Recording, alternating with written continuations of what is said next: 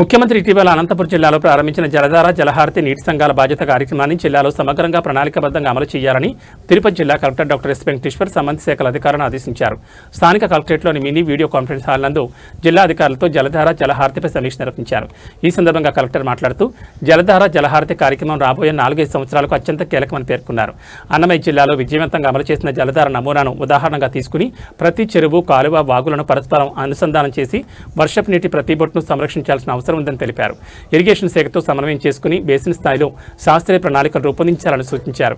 ఈ కార్యక్రమాన్ని సమర్థవంతంగా నిర్వహించినట్లయితే భూగర్భ జలాల స్థాయి గణనీయంగా పెరుగుతుందని, తద్వారా సాగు భూమి విస్తీర్ణం పెరిగి రైతుల ఆదాయం పెరుగుతుందన్నారు.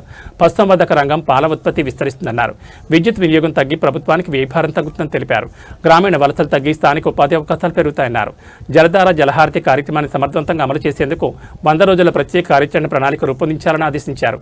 మొదట ప్రాధాన్యత గల పనులను గుర్తించి దశల వారీగా అమలు చేయాలని సూచించారు. కార్యక్రమాన్ని సమర్థవంతంగా అమలు చేసేందుకు గాను మండల, జిల్లా స్థాయిలో కమిటీలు ఏర్పాటు చేయాలని కలెక్టర్ ఆదేశించారు.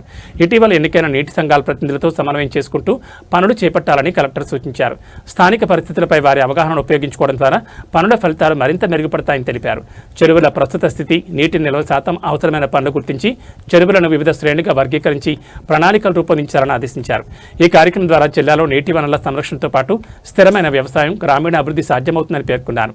ఈ సమావేశంలో Tirupati RDO Rammohan, irrigation DE Radhakrishna, S Sivareddy, జిల్లా పంచాయతీ అధికారి Susheeladevi, DWAMA PD Srinivasarao, DRDA PD Shobhan Babu, వ్యవసాయ శాఖ అధికారి Prasadarao, APMI PPD Kshinareddaiah, Panchayatraj SE Madhusudan, పాస్ సంవర్ధక శాఖ అధికారి రవికుమార్, విద్యుత్ శాఖ, భూగర్భ శాఖ అధికారి, సంబంధిత జిల్లా అధికారులు తదితరులు పాల్గొన్నారు.